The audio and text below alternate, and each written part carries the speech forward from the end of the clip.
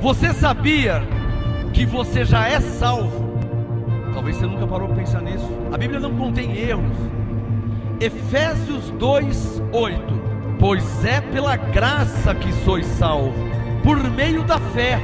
E isto não vem de vós, é dom de Deus. E morreu na cruz. Ele morreu para te dar a salvação. Então, pela graça sois salvos. Uma salva de palmas ao Senhor. Jesus, o nosso Deus, o nosso Pai. Graças a Deus, maravilha. Abba, Pai. Pode se assentar. Graça e paz a você em Santo André. Graça e paz a você que me assiste agora pelo YouTube, pelo nosso site Graça e Apostolado, através do Facebook. Graça e paz a todos vocês. Esse é o MGA, o Ministério Graça e Apostolado. Estamos aqui na Rua Oratório, número 5008, Jardim Ana Maria, Santo André, São Paulo, Brasil. Você que está em outro país, graça e paz. Você que está no Brasil, graça e paz também. Você que está em São Paulo, graça e paz. Venha estar conosco às quartas-feiras, 19h30, e aos domingos, às 18 horas, culto de louvor e adoração. Aqui no MGA, onde nós cremos, pregamos, ensinamos, vivemos e recebemos a graça como ela é e o apostolado como tem que ser. Amém, abençoados? Olha, hoje é a quinta parte. Anote aí. É uma série de mensagens por tema, a teologia e as suas ramificações. A teologia, ela se ramifica, né? A linha de raciocínio teológico, né? A linha de raciocínio bíblico. Cada um vê de uma forma, cada um vê de um jeito. Deus é o mesmo, a Bíblia é a mesma, mas cada um vê de uma forma.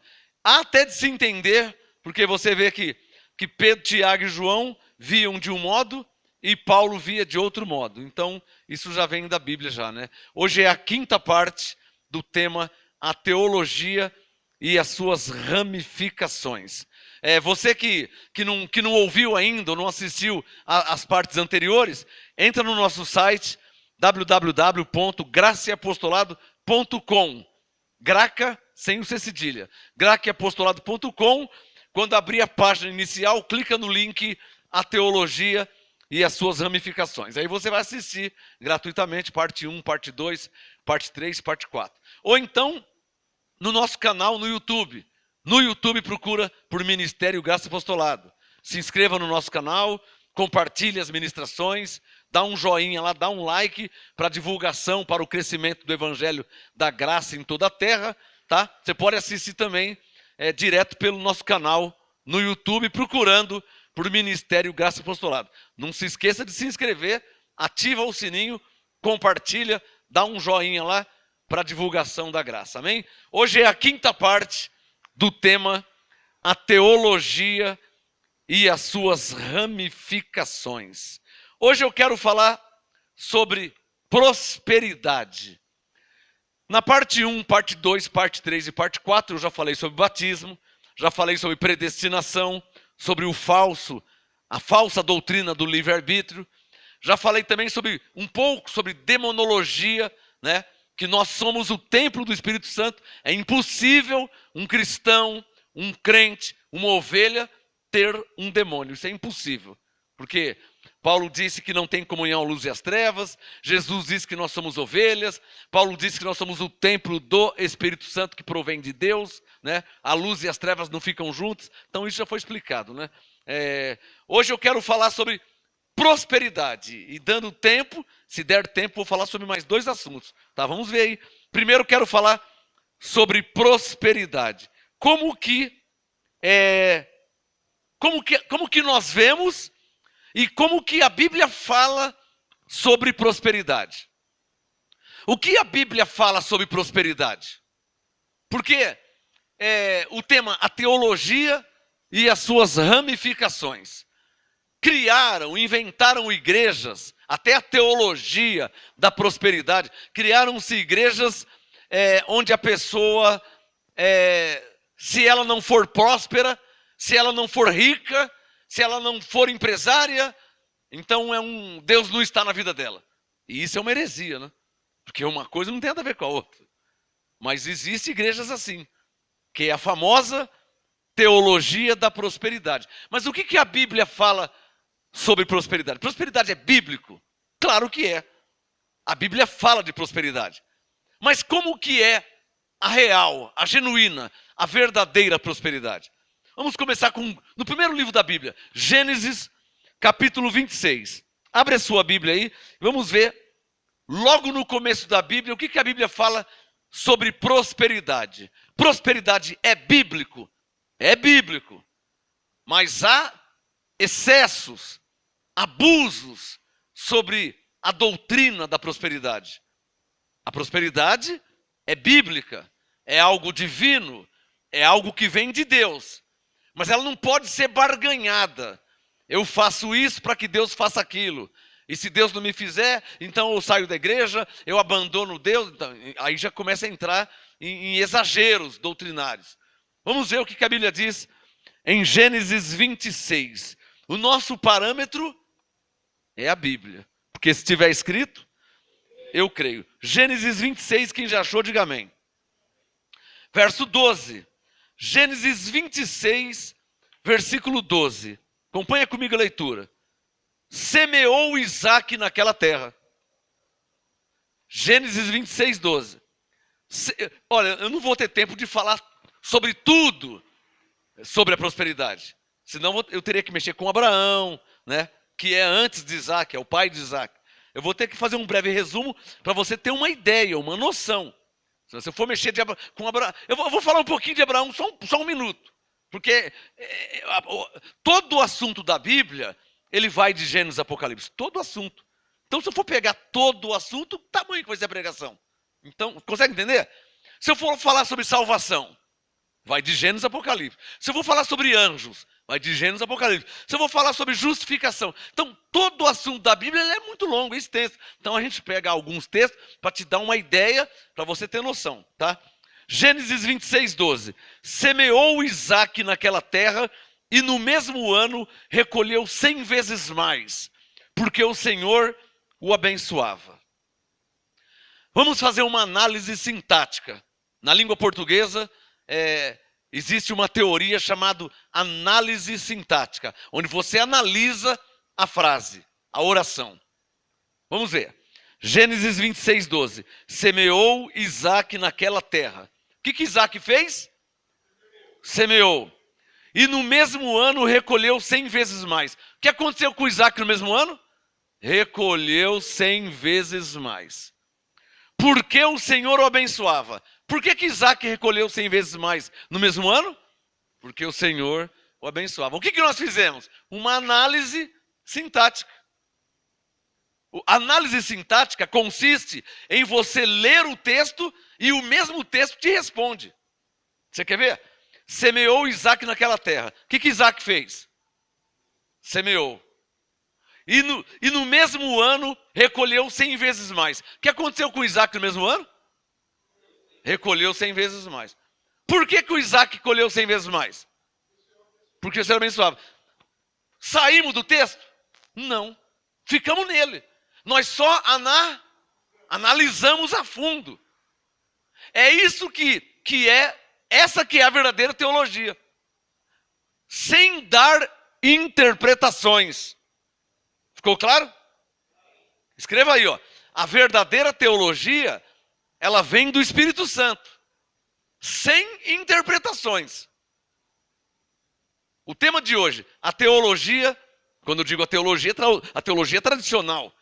A teologia e as suas ramificações. Hoje eu vou falar sobre prosperidade. Como que nós vemos a prosperidade? É bíblico prosperidade? É. Mas que tipo de prosperidade? Prosperidade divina. Ou seja, a prosperidade que vem de Deus. Olha aqui Isaac, ó. Semeou, Gênesis 26, 12. Semeou Isaac naquela terra e no mesmo ano recolheu 100 vezes mais, porque o Senhor o abençoava. Essa prosperidade aqui eu creio. Está claro ou não está claro? Ué, é uma prosperidade bíblica. É uma prosperidade bíblica. Por que o Isaac recolheu 100 vezes mais no mesmo ano? Porque ele semeou. Por que ele recolheu? Porque o Senhor o abençoou. Então é uma prosperidade bíblica. A prosperidade que não é bíblica, a prosperidade que é exagero doutrinal, a prosperidade que é heresia, é a prosperidade que diz que você tem que fazer algo, né? Uma campanha de prosperidade, uma corrente de prosperidade, uma novena de prosperidade, para que Deus possa. Isso é exagero. Essa linha de raciocínio é extra-bíblico. Por quê? Você vai ler o capítulo inteiro de Gênesis 26, Isaac não fez campanha. Isaac não fez corrente. Isaac não fez novena. Isaac não fez o sacrifício da fogueira santa. Gênesis 26, 12. A Bíblia como ela é. Ele apenas semeou naquela terra e o Senhor o abençoou e ele recolheu 100 vezes mais. Não subiu no monte, não fez sacrifício, não fez fogueira santa, não fez campanha, não fez jejum. Ele não fez. Essa prosperidade é bíblica. Essa eu creio. É a prosperidade que você colhe por ter plantado. Paulo falou sobre essa prosperidade. Vamos ver o que Paulo diz? Abre rapidinho 2 Coríntios 9. 2 Coríntios 9, rapidinho. Paulo falou sobre essa prosperidade. 2 Coríntios 9, versículo 10. Olha o que Paulo diz. Ora, aquele que dá a semente ao que semeia. A versão ampliada. Aquele que dá semente para semear. 2 Coríntios 9, 10. Aquele que dá a semente ao que semeia e pão para o alimento, também multiplicará a vossa sementeira. Essa prosperidade aqui eu creio. Essa aqui é bíblica. Essa aqui é divina. Vamos analisar 2 Coríntios 9, 10? Aquele que dá semente ao que semeia. Quem é que dá semente? Deus. É Deus que dá a semente. E o que mais Deus dá? Pão para o alimento. Então Paulo está dizendo, Deus que dá semente para semear, Deus que dá pão para o alimento, também multiplicará a nossa sementeira e aumentará os frutos da nossa justiça. Essa prosperidade é bíblica. É uma prosperidade por graça. É uma prosperidade que vem de Deus, chamado de prosperidade divina. Não é barganha, não é troca. A prosperidade que não é bíblica é a campanha da prosperidade, é a corrente da prosperidade. Na Bíblia, de Gênesis a Apocalipse, não existe campanha de prosperidade, não existe corrente de prosperidade. Dá um sinal quem está entendendo. Abraão prosperou. Abra aí, por favor. Vamos lá em Abraão agora. Falar um pouquinho sobre Abraão. Eu falei que ia falar sobre Abraão. Vamos rapidinho aqui. Gênesis. Volta lá em Gênesis. Gênesis, capítulo 24. Gênesis, capítulo 24. Essa prosperidade é bíblica. É a prosperidade divina. É a prosperidade que vem de Deus. Prosperidade que você tem que fazer um sacrifício. Você tem que vender seu carro. Você tem que vender sua casa. Vende o sofá, vende a televisão para dar na igreja, para dar no... Não, essa prosperidade não é bíblica. Essa não é divina. Essa parece uma troca. Parece uma barganha. Gênesis 24, versículo 1. Era Abraão já idoso e avançado em anos, e o Senhor em tudo o havia abençoado. Essa prosperidade eu creio. É essa que eu vivo. Alô, é uma prosperidade que vem por servir a Deus, por graça de Deus. Você não está fazendo troca com Deus, você não está fazendo barganha com Deus. Está claro ou não está claro? Gênesis 24, verso 1. Era Abraão já idoso e avançado em anos, e o Senhor, marca na sua Bíblia, o Senhor em tudo o havia abençoado. Essa prosperidade é bíblica. É a mesma do seu filho Isaac. Eu estou lendo Gênesis 24, verso 1, mas já li Gênesis 26, 12. É a mesma. É a mesma prosperidade que vem por graça, que vem de Deus, não vem por troca, não vem por barganha, não vem por interesse. É uma prosperidade que vem de Deus. Por servir a Deus, Deus recompensa quem serve a Deus. Vamos ver mais um texto. Gênesis 13. Ainda em Gênesis. Vou falar um pouquinho de Abraão. Gênesis 13. Essa prosperidade eu prego há anos. Porque ela é bíblica. Porque ela é divina. Porque ela é por graça. Gênesis 13, versículo 2. Coloca o dedo no verso 2 e veja. Gênesis 13, verso 2. Era Abraão muito rico em gado, em prata e em ouro. Essa prosperidade eu creio. Não tem nenhum problema em ser rico. Ah, mas Paulo disse lá para Timóteo, abençoado, você não pode misturar as coisas. Vamos ver o que Paulo disse para Timóteo. Eu não vou nem falar de cabeça. Eu vou te mostrar na Bíblia. Deixa o Gênesis 13 aberto, onde diz que Abraão era rico. E vamos ver o que Paulo falou para Timóteo. Vamos lá em Timóteo. Corre lá para Timóteo. Vamos ver o que Paulo disse para Timóteo. 1 Timóteo, capítulo meia dúzia. Abra sua Bíblia. Deixa o Gênesis 13 aberto. 1 Timóteo, capítulo 6. 1 Timóteo, capítulo 6. Quem já achou? Versículo 7. Olha lá. Ó. 1 Timóteo 6, 7. Porque nada trouxemos para este mundo e nada podemos levar dele. Tem alguma novidade nisso? Nenhuma. Nós nascemos careca, nu, sem dente, pelado. Nós não trouxemos nada. Viemos para o mundo sem trazer nada. Alô, nós não viemos do céu? E no céu está cheio de ouro. Pedras preciosas, pérolas, diamante, prata. Nós viemos do céu. E viemos sem trazer nada. E passamos no mundo. Adquirimos riqueza, carro importado, casa boa, tal. E vamos voltar sem levar nada. Está claro ou não está claro? Então, Paulo está dizendo uma verdade. Mas não é nenhuma novidade, não é. Ou você está achando que você vai levar o seu dinheiro para o céu? O seu carro você vai levar para o céu? Então, 1 Timóteo 6, 7. Nada trouxemos para esse mundo e nada podemos levar dele. Tendo, porém, sustento com o que nos vestir, estejamos contentes. Maravilha, eu tô vestido. Não é a melhor roupa do mundo, também não é a pior. Dá uma olhada para você ver. Não é a melhor, tem mais cara. Mas não é a pior também. Não é a melhor, mas não é a pior. Então, estando vestido, tendo, porém, sustento com o que nos vestir, eu estou contente.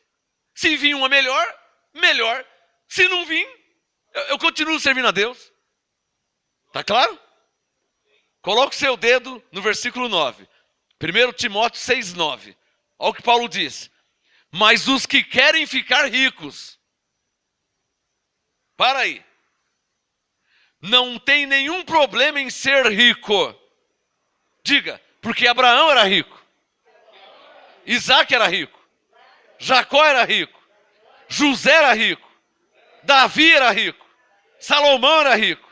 Ezequias era rico. Quer que eu fale da Bíblia toda? Esther era rica. Não tem nenhum problema em ser rico. Escreva aí, ó. Não tem nenhum problema em ser rico. O problema é querer ficar rico. Ser rico, diga comigo, ser rico vem de Deus. Querer ficar rico vem do homem. É isso que Paulo está falando. 1 Timóteo 6, 9. Mas os que querem ficar ricos caem em tentação e em laço. Claro que cai em tentação. Ele quer ficar rico. Vou fazer uma campanha porque o bispo falou na televisão. Você que quer se tornar empresário, olha, vem aqui, vamos começar uma campanha aqui. Campanha dos empresários. Aonde a Bíblia fala de campanha dos empresários? Aonde? Então você vê que há igrejas e pastores, vou chamar de pastores humanamente falando, mas eu não te garanto que foram levantados por Deus. Mas há igrejas e pastores que incitam o povo a querer ficar rico. E o que a Bíblia diz? Para não falar o que Paulo diz. Porque tem gente que fala assim, mas tudo vocês falam de Paulo. Então o que a Bíblia diz? 1 Timóteo 6,9. Os que querem ficar ricos caem em tentação e em laço e em muitas concupiscências. Concupiscências é desejos, muitos desejos loucos. Eu quero um iate, eu quero 3 casas na praia, eu quero 4 fazendas, eu quero uma Toyota Hilux 0 km, eu também quero um terreno na lua. Ele começa a ficar louco. Ele começa a ficar louco. Porque o bispo fala para ele que ele vai se tornar empresário. Quem é que não quer ser empresário? Vem aqui dar o seu testemunho, vem dar o testemunho. Ai, bispo, quando eu cheguei aqui na igreja do Rosal, eu não tinha nada, eu era mendigo, mas agora eu tenho 5 milhões na minha conta e todos os meses eu vendo 4, 5 milhões por mês. Vamos sequestrar esse cara então. Ué, quem é que ganha 4, 5 milhões por mês? Eles não passam na televisão? Eles mostram na televisão. O meu faturamento hoje é 4 milhões. Pô, vamos sequestrar ele. Eu não conheço ninguém que ganha 4 milhões por mês.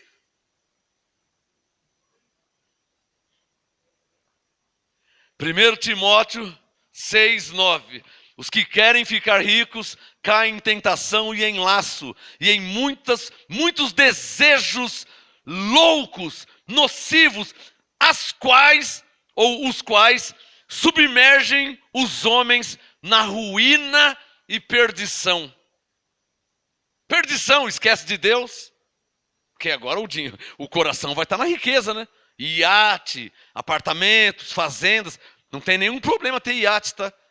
Tem nenhum problema ter iate, ter apartamentos, ter fazendas, carro importado, não tem nenhum problema. O problema é querer ficar rico, vai cair em tentação e em laço, porque o coração vai parar lá, o coração sai de Deus e vai para a riqueza. Esse é o problema. Mas quando a riqueza vem de Deus, aí o coração não vai para a riqueza. Continua em Deus, agradecendo e louvando a Deus. Entendeu?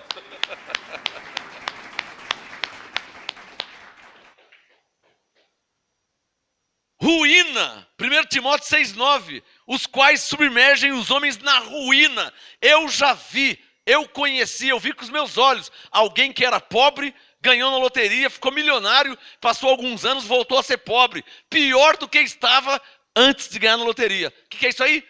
Ruína. 1 Timóteo 6,10.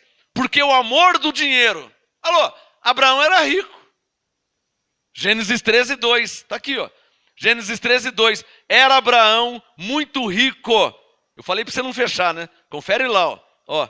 Gênesis 13, verso 2. Era Abraão muito rico em gado, em prata e em ouro.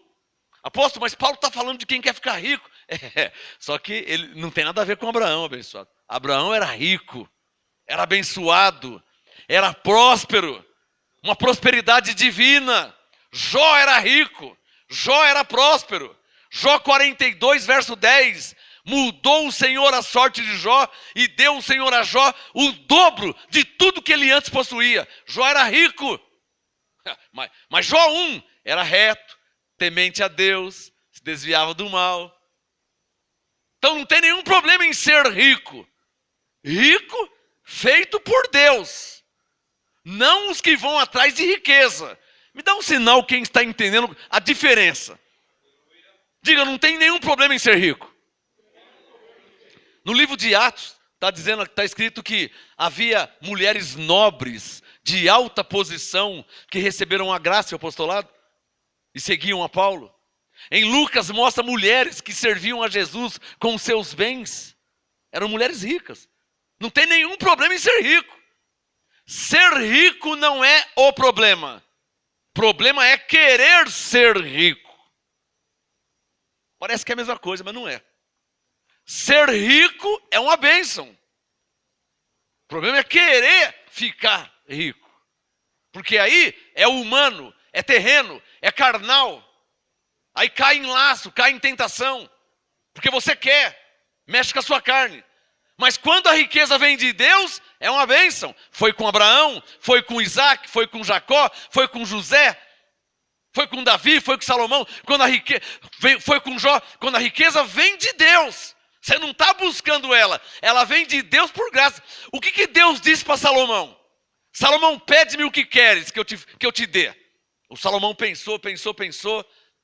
Senhor, dai-me sabedoria para que eu saiba entrar e sair diante desse grande povo. E Senhor, e me dá entendimento. Deus falou,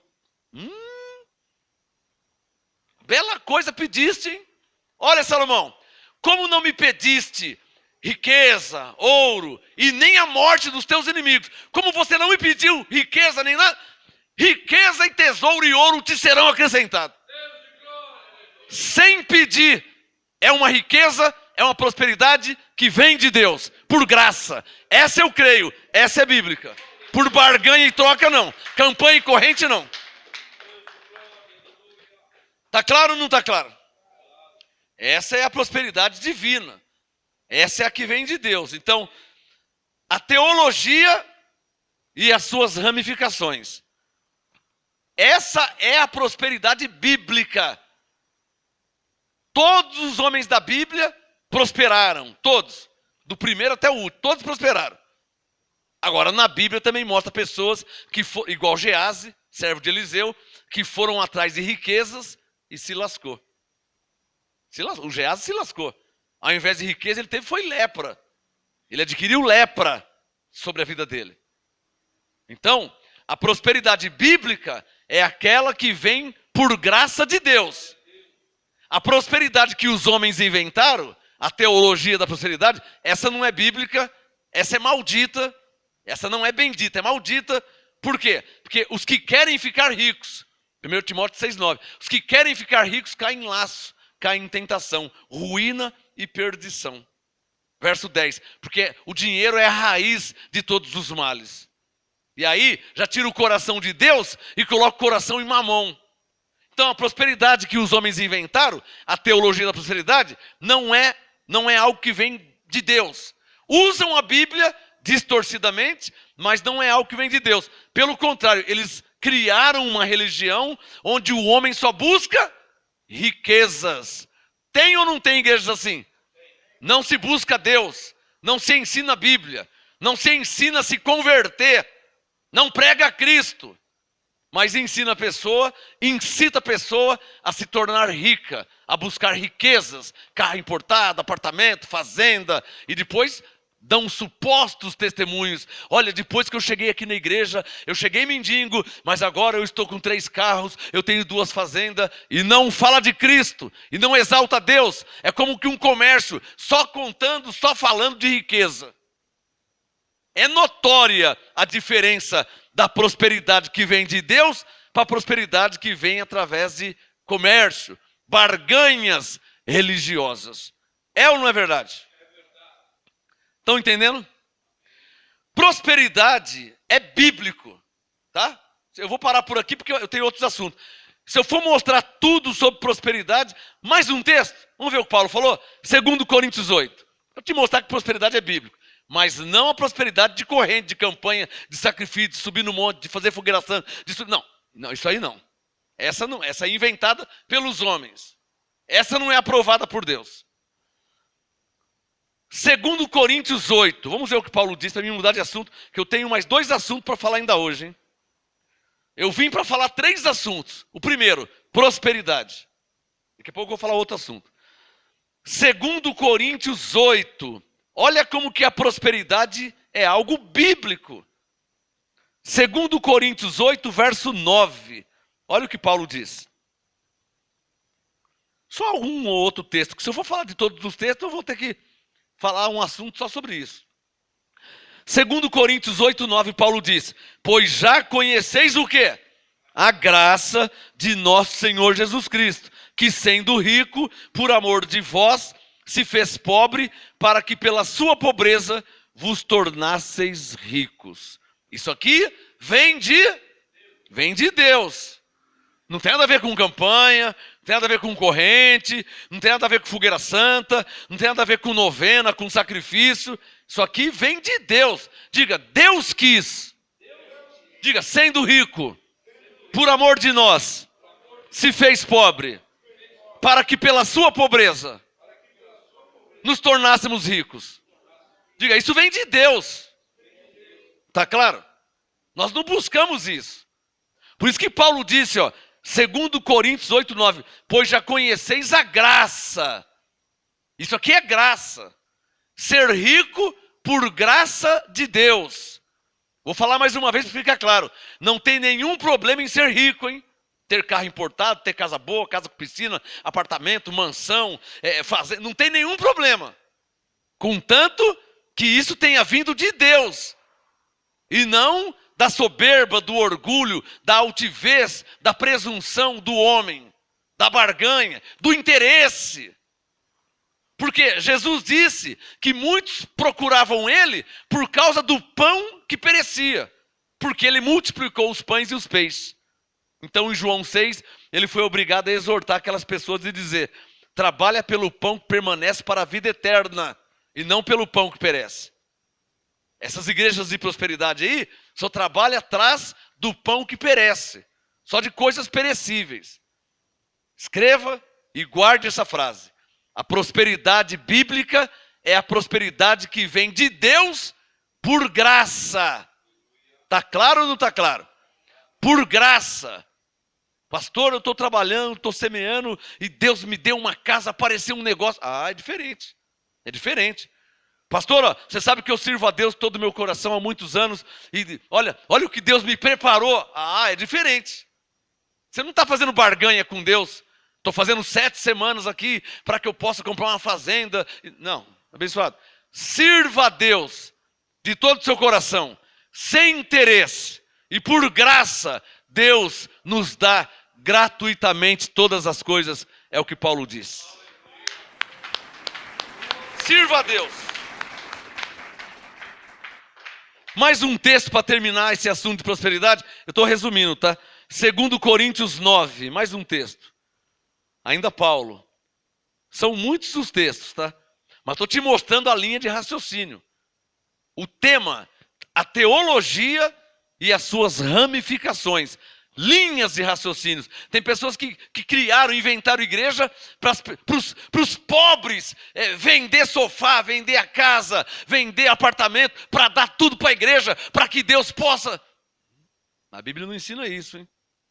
A Bíblia não manda você vender sua casa para dar para a igreja que Deus vai te dar. A Bíblia não fala isso, hein? Em nenhum lugar da Bíblia.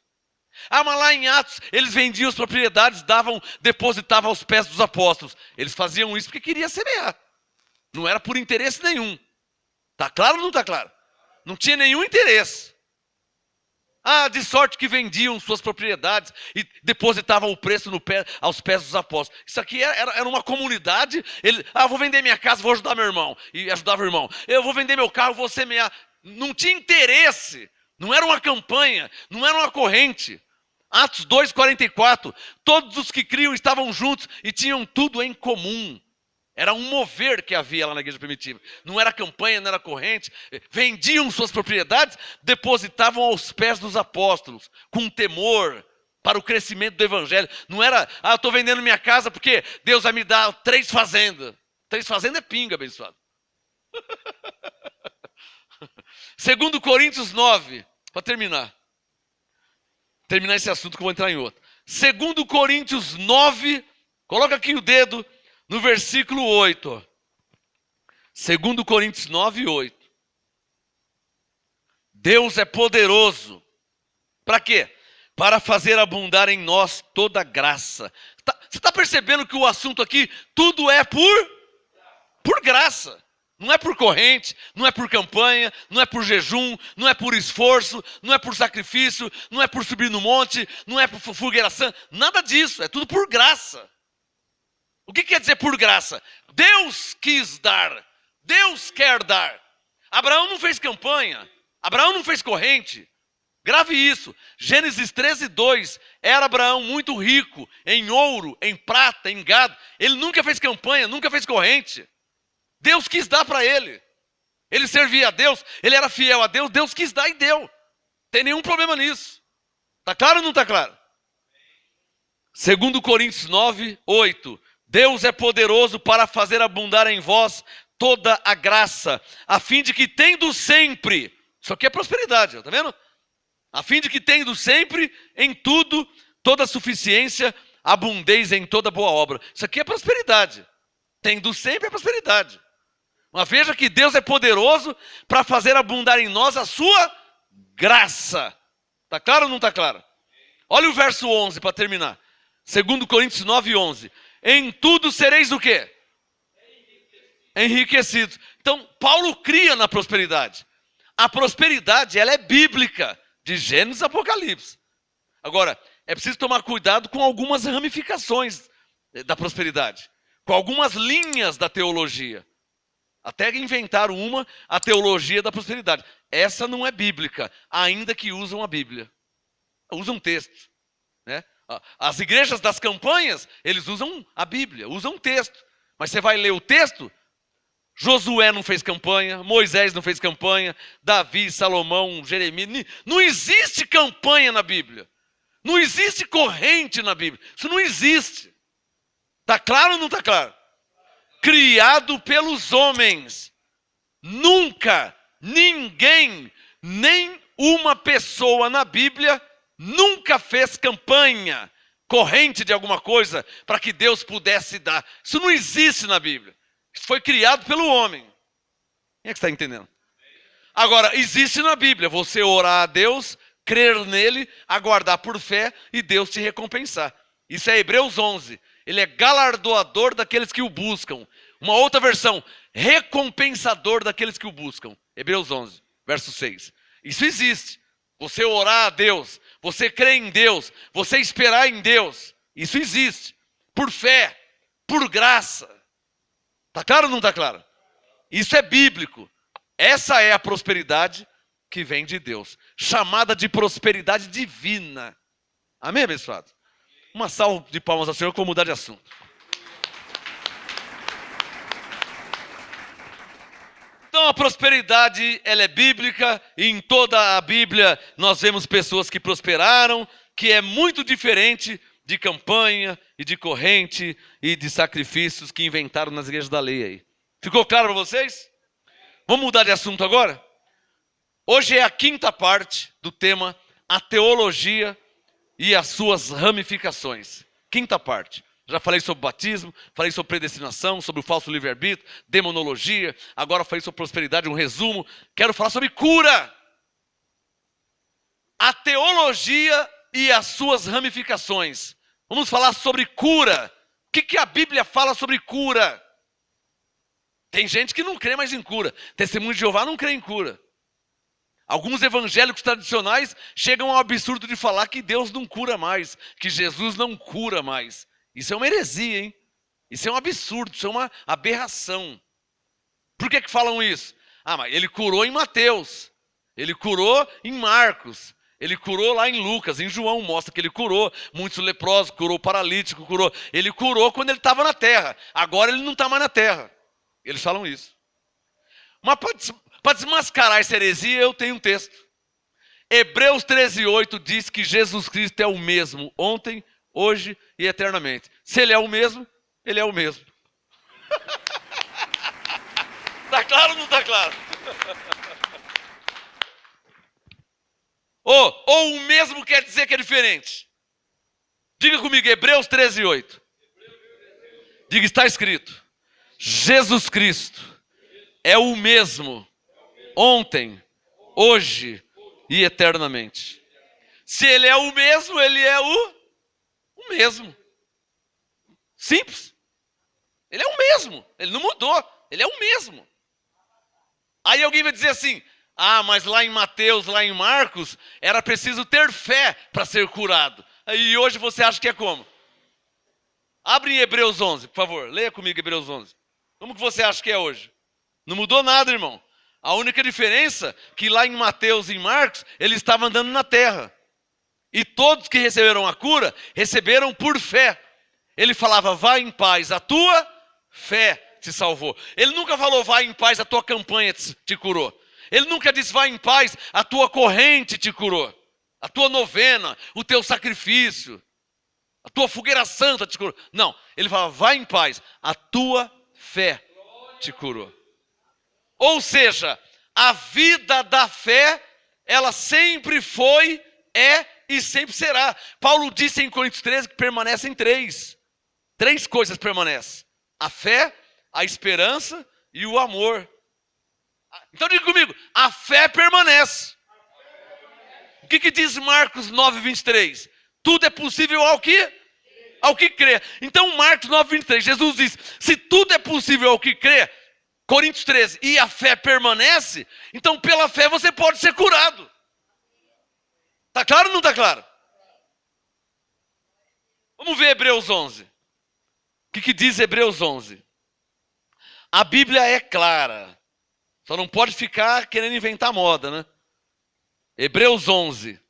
É que a teologia, ela sai do Espírito Santo e entra no racional humano, terreno, que é limitado. E aí começa a falar besteira, começa a falar heresia, começa a colocar Deus dentro de uma caixinha.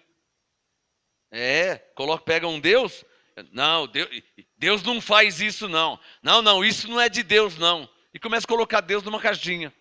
A teologia faz isso. Eu vou te falar uma revelação, antes de ler Hebreus 11. Em toda a Bíblia, só tem uma coisa que Deus não pode fazer. Olha o tamanho da Bíblia, hein? Olha o tamanho da Bíblia, hein? Em toda a Bíblia, só tem uma coisa que Deus não pode fazer. Só uma. Hebreus 6:18. Mentir. Só isso que ele não pode. É impossível que Deus minta. É a única coisa que ele não pode fazer. Mas arrebatar alguém, ele arrebatou Paulo, ele arrebatou Enoque, ele arrebatou Elias. Eu já fui arrebatado, ele me arrebatou. Então, arrebatar ele pode. Arrebatar, revelar, curar, encher do Espírito Santo, manifestar dons espirituais. Só tem uma coisa que ele não pode fazer: mentir. Só isso. Bem sei que tudo podes. O problema é que a teologia humana tradicional, ela vai limitando Deus e podando a fé dos homens. Escreva essa frase aí. Diga, a teologia tradicional vai limitando Deus e podando a fé dos homens. Dos homens cristãos, né? Vai podando, vai cortando, vai tesourando. Eu conheço pastores que já falaram para a ovelha não ficar orando muito, né, com os olhos fechados, para não ficar levantando as mãos. Está podando a fé, né? A pessoa está com uma fé, mas vai podando, né? Porque você vai orando muito de olho fechado, né? Vai acabar que você vai desligar da terra e vai ser ligado no céu, né? É o que Paulo disse em Colossenses 3, pensai nas coisas de cima e não nas que são de baixo. Então, você vai pensando nas coisas que são de cima, você vai sendo cheio do Espírito Santo e é uma glória, né? Mas a teologia vai podando isso aí, né? A teologia vai podando a fé. Se você deixar, você vai virando um crente frio, né? Sem graça, sem sabor, um religioso, só repetitivo e não tem vida com Deus. É isso que a teologia faz. Hebreus 11, verso 6. O que diz? O assunto agora é cura. Como é que nós vemos a cura? Cura divina. Existe cura? Claro que existe. Testemunho de Jeová fala que não existe. Isso é um problema deles. Nós cremos na Bíblia.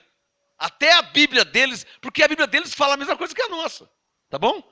A Bíblia deles tem algumas diferenças, mas 99% fala a mesma que a João Ferreira de Almeida, a mesma que a Bíblia edição Paulina, Ave Maria. A Bíblia em si é a mesma. Eu tenho ela, eu já preguei com ela. Então o que diz aqui, diz lá também.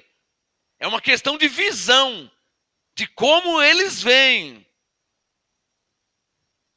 É o cúmulo a teologia dizer que Jesus nasceu, cresceu, morreu e ressuscitou e acabou as manifestações de Deus. Isso é o cúmulo da heresia. Vou falar de novo. É o cúmulo, a teologia tradicional dizer: é verdade que Jesus nasceu, é verdade que Jesus morreu, é verdade que ele ressuscitou e foi aos céus. Toda a teologia diz isso, até aí normal. Aí eles falam assim: mas agora ele não cura mais. Deus não cura mais. Aí já é heresia. Quem está entendendo? Dizer que Deus não cura mais é heresia. E das graves. Das graves. Vamos ler Hebreus 11:6. Hebreus 11:6. Ora, sem fé é impossível agradar a Deus. Me permita interpretar só por alguns segundos. Sem fé é impossível receber algo de Deus. É isso que Paulo está falando. E por que eu uso o termo receber ao invés de agradar? Porque no mesmo versículo 6, Paulo diz: sem fé é impossível agradar a Deus, porque é necessário que aquele que se aproxima de Deus creia que Ele existe e que é galardoador dos que o buscam. Uma outra versão atualizada: recompensador dos que o buscam. Então, Hebreus 11:6 deixa claro que Deus recompensa quem crê nele. Diga, recompensa com o quê? Aí não dá para saber, né? Recompensa com uma cura, recompensa com uma bênção de prosperidade, recompensa enchendo a pessoa do Espírito Santo, recompensa com gozo, com alegria. Deus recompensa. Está claro ou não está claro? Vamos ver a versão ampliada aqui que diz em Hebreus 11:6. Deixa eu ler uma outra versão, Bíblia Viva, uma outra versão ampliada. Eu sempre tenho ela aqui em mãos. Deixa eu ver o que ela diz em Hebreus 11, verso 6. Deixa eu procurar aqui e achar. Hebreus 11, verso 6. Está aqui. Nunca se pode agradar a Deus sem fé. Versão ampliada. Hebreus 11:6. Nunca se pode agradar a Deus sem fé, sem confiar nele. Qualquer um que queira ir a Deus deve crer que existe um Deus e que ele recompensará aqueles que sinceramente o procuram. Olha que versão legal. Por isso que eu tenho várias Bíblias. Olha que legal. Isso aqui é a versão ampliada, ela amplia sua mente. Vou ler de novo. Ó. Confere na sua Bíblia aí, eu leio aqui. Ó. Hebreus 11:6. Hebreus 11:6. Nunca se pode agradar a Deus sem fé, sem confiar nele. Qualquer um que queira ir a Deus, deve crer que existe um Deus e que ele recompensará aqueles que sinceramente o procuram. Ele recompensará. A nossa versão Bíblia Vida diz: ele é galardoador. Versão atualizada: recompensador. Traduzindo, como que nós vemos a cura? Deus cura hoje? Claro. Como que ele cura? Regra número 1, diga, pela fé. Mas tem mais uma regra aí, está em Hebreus 2. Abre Hebreus 2. Com esses dois itens, você pode ser curado de câncer, de AIDS, paralisia, cegueira, surdez, qualquer coisa. Vou te mostrar Paulo daqui a pouco. Que texto que eu falei? Hebreus 2, verso 4. Hebreus 2, 4. Olha aqui, ó. Regra número 2. Tem duas regras para ser curado. Duas. Quer escrever isso? Tem duas. Hoje, para ser curado, aliás, não é só hoje, né? No tempo de Jesus também. Duas regras. Há duas regras para receber a cura divina. Ah, pastor, estou com uma dor de barriga, eu fui no médico, aí o médico curou. Pastor, estou com uma dor de cabeça, eu fui no médico, me deu uma cibalena, um Doril, aí curou. Aí não é cura divina. Quer escrever? Cura divina é a cura que vem de Deus por meio da fé. Diga comigo, cura divina é a cura que vem de Deus. Diga, por meio da fé. Isso é cura divina. Pastor, minha perna estava entrevada. Mas eu fui no médico, o médico me deu uma injeção e Deus me curou. O médico me deu a injeção. Não, então não foi Deus que curou. Se o médico deu a injeção, a perna voltou normal, não foi Deus que curou. Foi o remédio. E nada contra o remédio. Vamos deixar claro? Nada contra o remédio, hein? Nós não somos contra quem toma remédio. Tá claro aí? Nós não somos fanáticos, hein? Tem gente que já morreu ficando sem tomar remédio. Pastor, você ora pela cura de alguém? Oro. Já orei muitas vezes. Como é que você faz? Primeiro eu oro em nome de Jesus para a glória de Deus. E que seja segundo a vontade de Deus. Se a pessoa está tomando algum remédio, alguns já me falam assim, pastor, eu estou tomando remédio. O que eu devo fazer? Eu devo parar de tomar remédio? Não, irmã, eu não posso fazer para você parar de tomar. Eu não sou médico, eu sou um pastor. Eu sou um pregador, eu não sou médico. Quem mandou você tomar o remédio? O médico. Agora, o médico manda você tomar e eu mando você parar? Eu não posso fazer isso aí. Quem está entendendo? Ah, mas você orou por mim? Eu tenho que parar de tomar remédio? Irmão, isso aí é a sua fé. Ô irmão, isso aí é a sua fé, irmão, não sou eu. A minha fé é de orar por você em nome de Jesus para a glória de Deus. Essa é a minha fé e a sua. Não, a minha fé é que Deus me curou. Ah, então é a sua fé. Eu não estou mandando você parar de tomar nenhum remédio. Quem sou eu para mandar alguém parar de tomar remédio? Tá claro? Eu não posso nem mandar tomar, receitar, e nem parar de tomar, porque eu não sou médico, eu sou pastor, pregador. Agora, se pela sua fé, você crê, você está se sentindo curado, a dor foi embora, você está crendo, aí você não quer tomar mais, e o problema é seu, é você. Tá claro aí, abençoado? Porque eu não sou curandeiro. Tá claro? Segunda regra para que alguém receba a cura divina. A primeira é a fé. Hebreus 11:6. E a segunda é Hebreus 2:4. Vamos ver o que diz Hebreus 2:4. Hebreus, se eu for começar a dar testemunho de cura aqui, eu vou sair do meu propósito. E o horário já está quase terminando já. Está quase na hora de terminar. Não falei nada ainda. Se eu for falar de cura, de quantas pessoas que eu já vi curadas, aí eu não vou pregar mais. Se eu for começar a dar testemunho. Hebreus 2:4. Também Deus testificou com eles por... Alô, o verbo está no passado, não está escrito testificou? Alguém pode falar assim, tá vendo? Ó, Deus testificou. Não tem problema nenhum que o verbo está no passado. Porque Hebreus 13:8 diz que ele é o mesmo. Está claro ou não está claro? Então com eles, Deus testificou. Conosco, Deus testifica. Está claro? Você quer saber conjugar os verbos, né?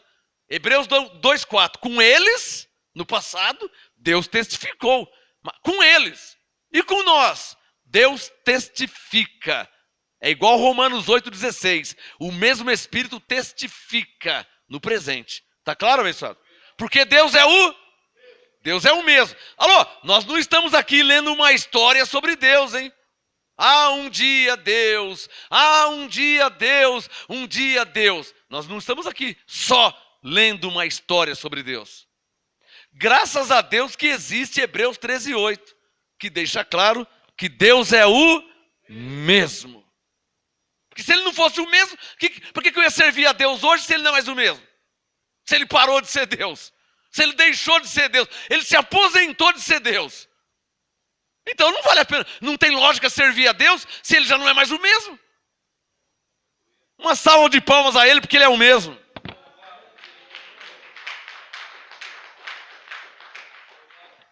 Agora é claro que você não vai ver ele andando sobre o mar, porque já está em outra manifestação, né, abençoado? Ah, se ele é o mesmo, então por que ele anda sobre o mar? Primeiro que lá ele estava em carne, e agora ele está ressurreto, em espírito. Como é que o espírito vai andar sobre o mar? Aí também você está indo além já também, né? Porque tem gente que fica procurando pelo em ovo, né? Hebreus 2:4.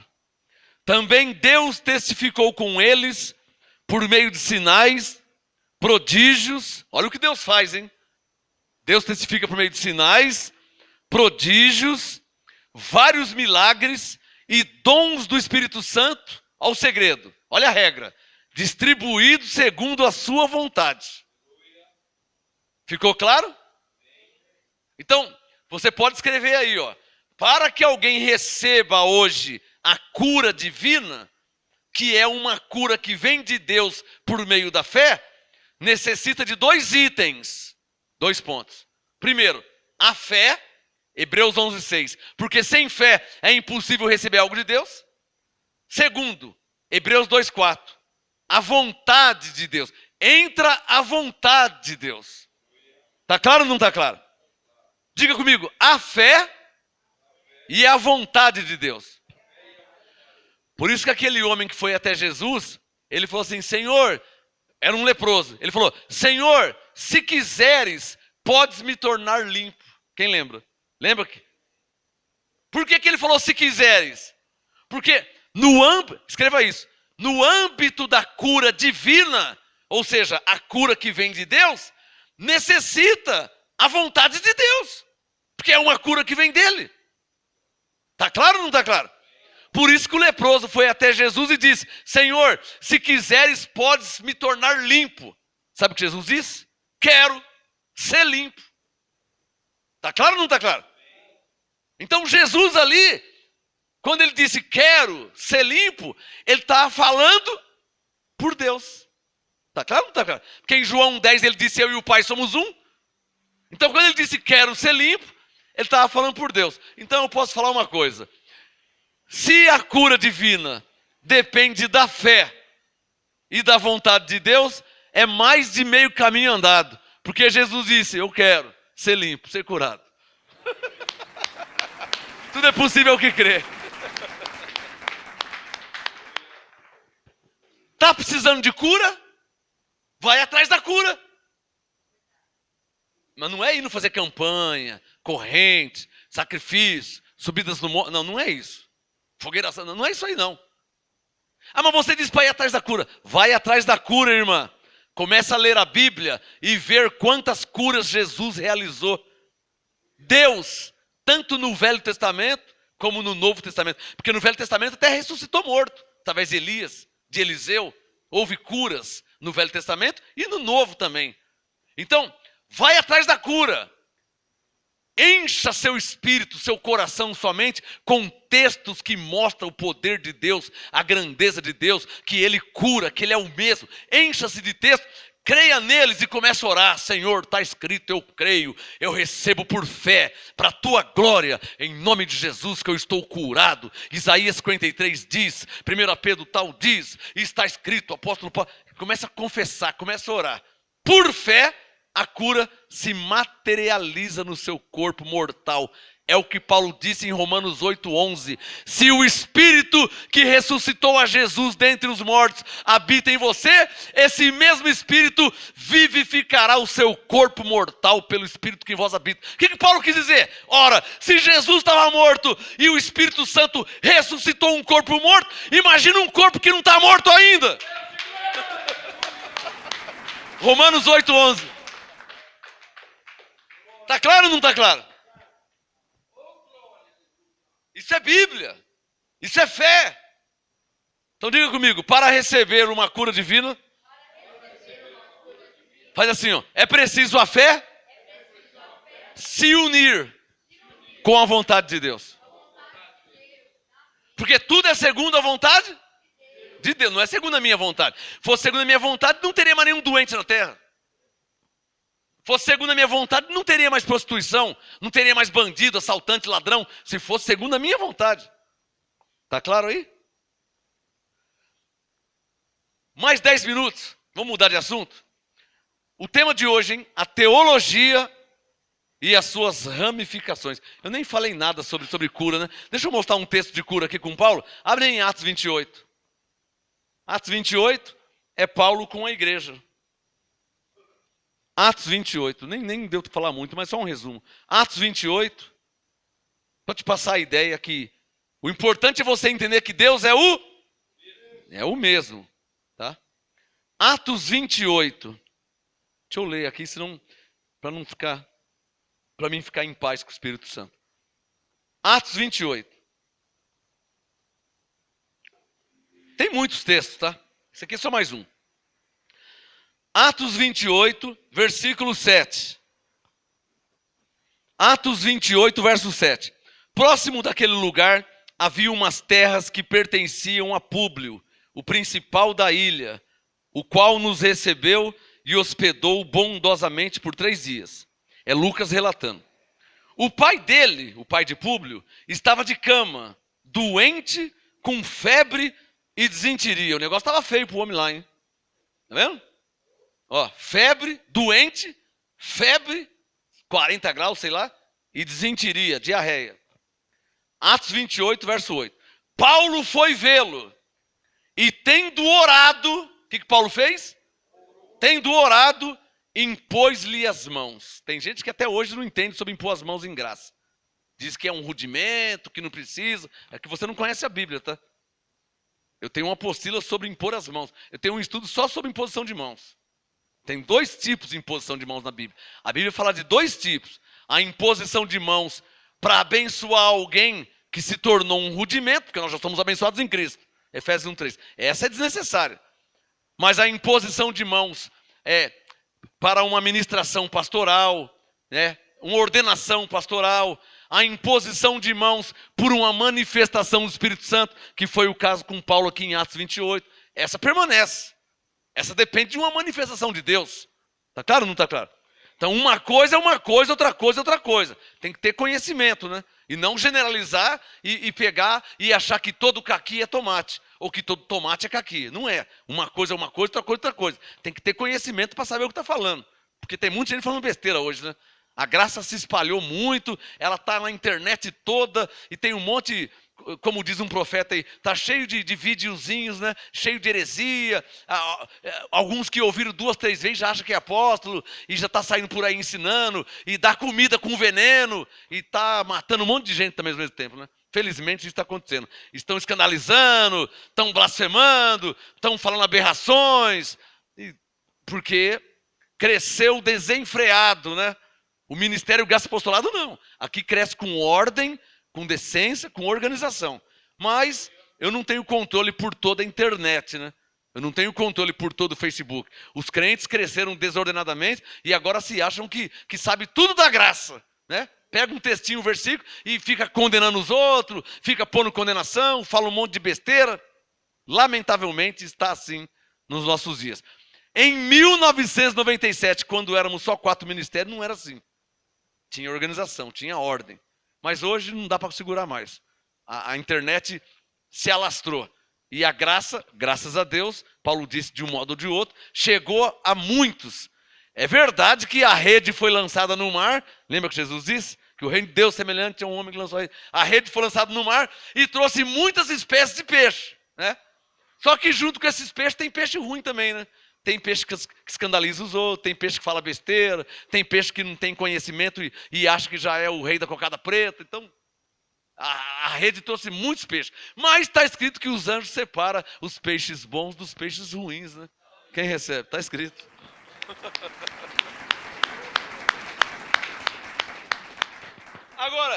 Agora, se você for sensato, você que está me assistindo, se você for sensato, pelo menos um pouquinho, você vai escolher os vários apostolados que tem por aí.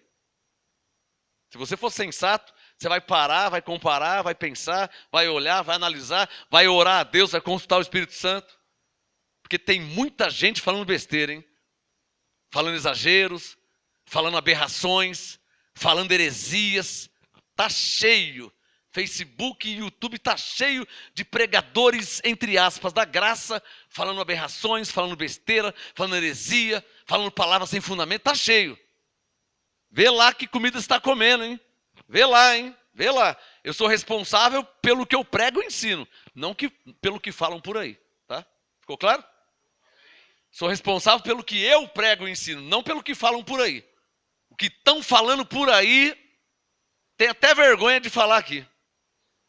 Nossa, é uma vergonha. E se dizem pregadores da graça. Estão criando um sistema em graça.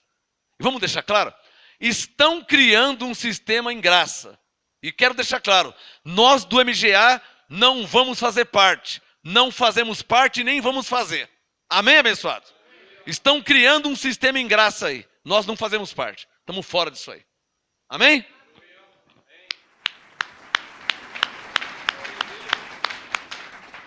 Nós não. Terminando aqui com Atos 28, versículo 8. Atos 28, 8. O pai dele estava de cama, doente, com febre e desinteria. Paulo foi vê-lo e, tendo orado, impôs-lhe as mãos e o curou. Está claro ou não está claro? Isso aqui é um texto que não tem nem o que discutir.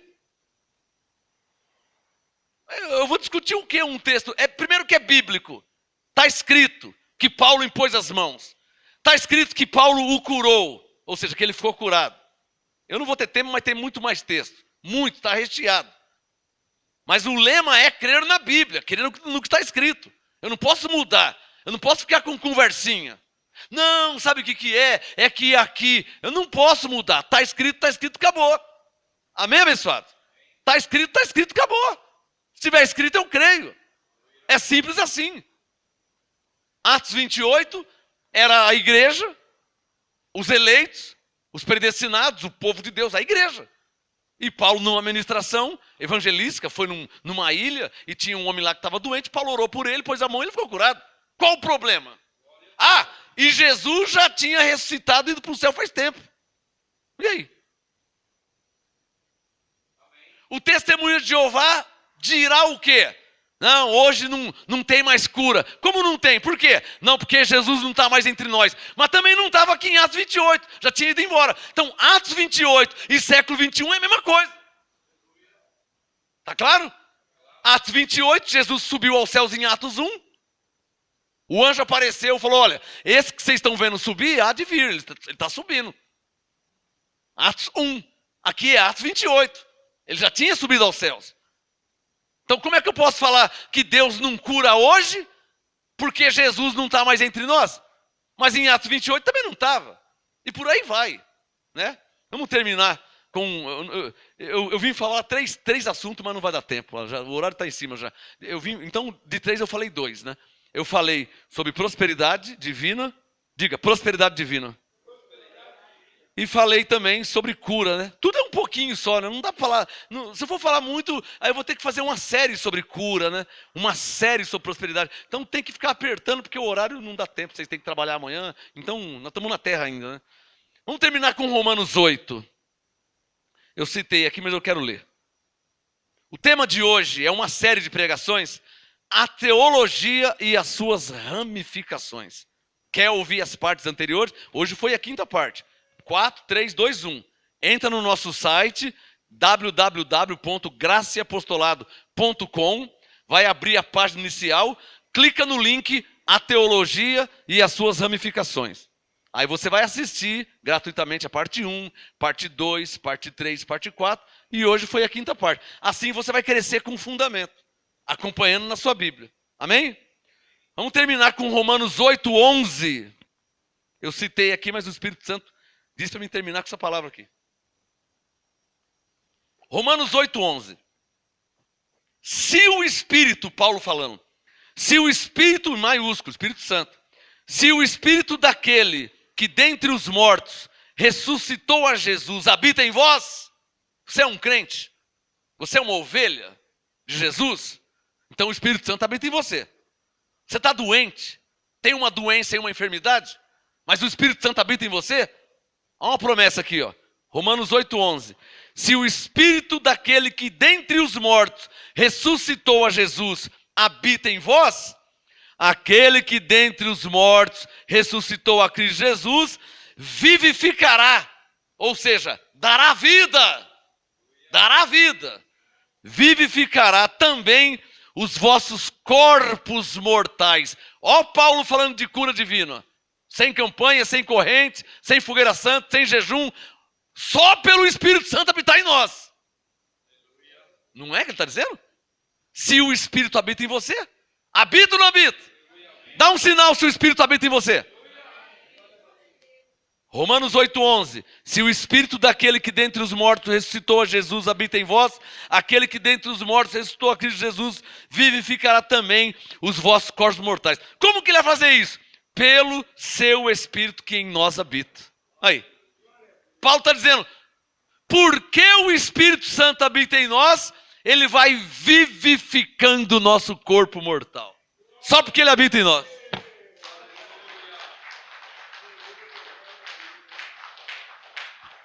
E nisso Deus é glorificado. Mais palmas ao Senhor.